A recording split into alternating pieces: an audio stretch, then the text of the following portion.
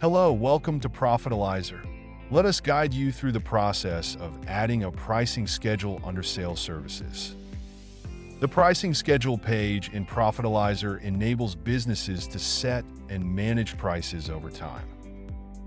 After logging in, go to Sales and select the pricing schedule. On the pricing schedule page, you will see a list of production costs for your products or services, sourced from the Service and Product page. In the main table, you can input prices for your products or services on specific dates to adjust your pricing strategy according to market conditions or cost changes.